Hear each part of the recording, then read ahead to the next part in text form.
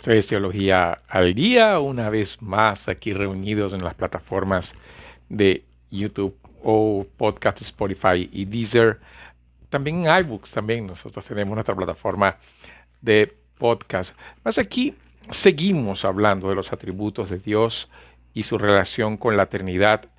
Y yo quiero hablar sobre la unicidad de Dios. ¿Qué quiere decir la unicidad de Dios? Ahí nosotros podemos pensar en Deuteronomio 6:4 cuando dice: Oye Israel, el Señor nuestro Dios es el único Señor, único allí. Esa palabra único es la misma palabra que es en el hebreo, ¿no? La misma palabra que es usada en Génesis cuando se dice que dejará el hombre su padre y su madre y se unirá a su mujer y los dos serán una sola carne. Es el mismo uno allí, el Señor es uno. ¿Y qué se muestra allí? Que la pluralidad de Dios en la unidad, no necesariamente, sino algo más sublime en ese sentido, que es que Dios es único. ¿Qué tiene que ver eso, que Dios sea único? Porque puede parecer para nosotros algo muy evidente, muy lógico que Dios es uno, pero en este mundo que nosotros vivimos, un mundo plural, como dice Ronaldo Lidorio, un mundo idólatra y agnóstico, podemos inclusive agregar a eso un mundo pluralista, es la diversidad de dioses, pero al mismo tiempo decir todos los caminos llevan al mismo Dios, porque al final no importa la religión, todos adoramos al mismo Dios. Pero cuando pensamos que Dios es único y entendemos la naturaleza de Dios que se revela a través de quien Él es, y leemos la revelación de Dios a través de su palabra, entendemos que no es bien así. O sea, no hay esa, esa, ese abanico en Dios de varias manifestaciones de su deidad a través de varias religiones, porque entonces Dios no es verdadero. Si Dios es el mismo Dios, y el Dios del cristianismo es el mismo Dios del islamismo, del hinduismo, del budismo, de las religiones animistas o de cualquier otra creencia, quiere decir que Dios no es confiable, porque si Dios es Dios verdadero, si Dios es el único Señor, Él tiene una palabra, un camino, una voluntad, un deseo. Él es único. Y siendo único, Él sería una persona plena y no necesita manifestarse de varias maneras, en situaciones diferentes, de una forma diferente, para que se haga conocido. En realidad debería ser al revés. Debería ser una manifestación única para que todos pudiéramos adorarlo de una manera única, cosa que las religiones no cumplen ese papel, no tienen ese papel. Y en ese sentido es que nos vemos. Dios es único, es el único Señor. No hay otro como Él. Si no hay otro como Él, quiere decir que Él tiene sus propios parámetros. Él tiene su propia característica. Él tiene sus propios caminos. Y eso es lo que nos vemos a lo largo de la palabra.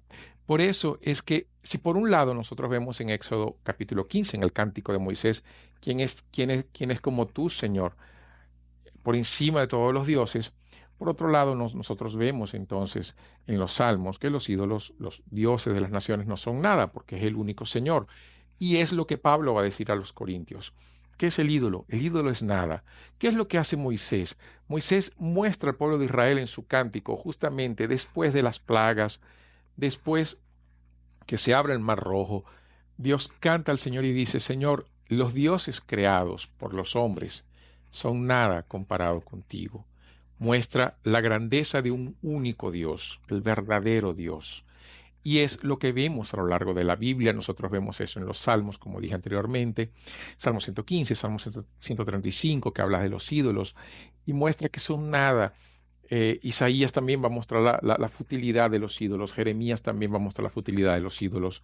Cómo las personas no entienden que de la misma madera que es usado para calentarse en el fuego, cocinar su propia comida, es la misma madera que usan para tallarla, crear un Dios, adorarlo y decir: líbrame, tú eres mi Dios. No tiene sentido. Y eso es lo que Pablo le va a decir a los corintios. O sea, ¿qué es un ídolo? Un ídolo es nada.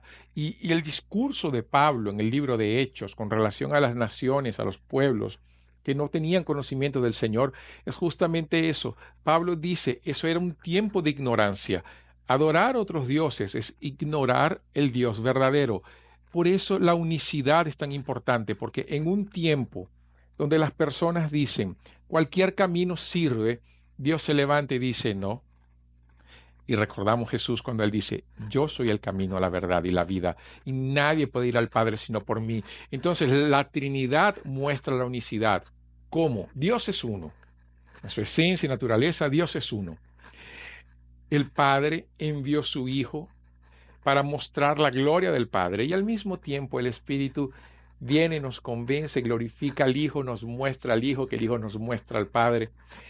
Todo un proceso, Dios siendo único, se revela poderosamente y maravillosamente las tres personas, en las tres personas de la Trinidad, para que podamos saber, no hay otro Dios, no hay otro Señor. Y justamente la unicidad de Dios nos muestra que Dios es tres personas, una naturaleza divina, tres personas que viven la plenitud de la comunión gloriosa y perfecta del ser de Dios. Entonces la unicidad es muy importante para nosotros, importante para mostrar la importancia del cristianismo. En realidad ni siquiera la importancia, sino tenemos que usar una nomenclatura mejor, la supremacía del cristianismo sobre cualquier otra creencia, sobre otra religión. No existe una comparación. El cristianismo es el único camino. El evangelio es el único camino. La revelación de Dios en Cristo. Y dentro de ese corolario de denominaciones cristianas, de creencias del cristianismo, dentro de todo ese caleidoscopio que nosotros tenemos a través de toda la manifestación del cristianismo, también nosotros vemos la unidad de Dios. ¿Cuándo? Cuando adoramos al Dios Trino y no adoramos ídolos hechos por manos humanas, no veneramos otras personas, sean vivas o sean muertas, ni siquiera tenemos por qué venerar personas que no tienen características divinas. O sea, en realidad no deberíamos venerar personas con características divinas, sea ella María, los santos, personas que hicieron el bien, personas que vivieron para el Señor. No necesitan, no merecen, en realidad no merecen nuestra veneración. No pueden ser usados como intercesores, porque solo Dios es Dios. No hay otro Señor, no hay otro ser. No hay nadie que pueda compararse a Él, y Él no delega sus atributos maravillosos con nadie. ¿Por qué? Como dice Jonás, la salvación pertenece al Señor. Entonces la unicidad es muy, muy, muy importante. No deje de pensar, Dios no solamente es uno, también Él es único, exclusivo, es nuestro Señor y Salvador. Esto fue Teología al Día, hablando de la unicidad y su relación con la Trinidad. Que Dios te bendiga. Hasta una próxima oportunidad. Síguenos entonces en las plataformas de YouTube, Spotify, Deezer, iVoox